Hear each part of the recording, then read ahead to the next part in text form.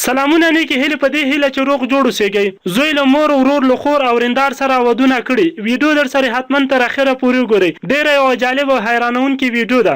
زموږ د یوټیوب چینل پښتو ټاپ ټي وي همدا اوس سبسکرایب او سره د ګونګړي نشان ووهئ.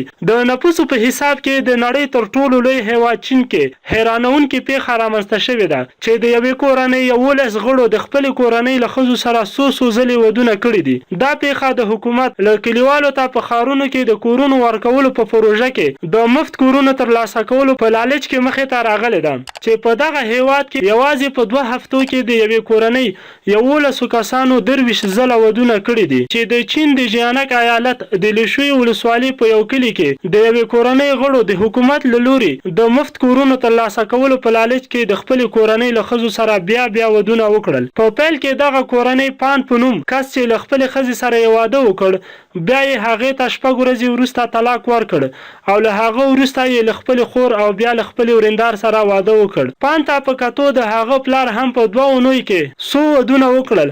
هغه د خپل کورنۍ د نږدې خپلوانو ښځو ترڅنګ له خپل مور سره هم واده وکړ. دا کورنۍ خو دومره هوښیاره هم وه چې خپل ودونه یې په حکومت کې راجستر کول او همداراز د طلاق معلومات به یې هم ټول په دفترونو کې راجستر کول. دغه کورنۍ دا کار د دې لپاره کړی و چې د حکومت له لوري هر کورنۍ ته په ښار کې د مفت ورکول کېدونکو کورونو کې ډیره برخه ترلاسه کړي. خو حکومت ته د دغه کورنۍ د دې لوبې معلومات هله وشول چې د دغه ادارې یوې ډلې څېړنې ترسره کړې. کله چې دا پیښه بربنډه شوه نو له هغه وروسته د خپل کورنۍ له ښځو سره ودونه کوونکي 11 کسان پولیسو ونیول چې په هغې کې 7 کسان په ضمانت خوشي شوي او 4 کسان اوس هم پولیسو سره بندیان دي. حکومت اوس هم نورې پلټنې کوي او په دې کوښښ کې دی چې بل ځای خو به داسې کومه پیښه نه وي شوې. همداراز کله چې دا پیښه رسنیو کې خپره شوه نو په ټولنیزو رسنیو پرې بېلابېلې تبصرې هم وشوې. چا ورپسې ټوکې جوړې کړې او همداراز چا پرې سختې نیوکې کړې وې. ځینې کسانو خو دا هم ولیکل چې دومره ښه کیسه خو کوم فلم لیکونکی هم نشي جوړولی. خو ځینو کسانو بیا په حکومت نیوکې وکړې او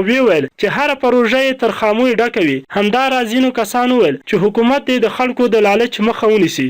یاد دې وي چې د چین حکومت په ډیرو ایالتونو کې د ښارونو آبادولو لپاره د کلو خلکو ته مفت کورونه ورکوي. د حکومت له دې پروژې وروسته د کلو ډیری خلک اوس ښارونو ته کډې بار کړي دي. که ویډیو مو خوښه شوې وي نو حتما یې در سره لایک او له نور دوستانو سره مو هم شیر کړئ.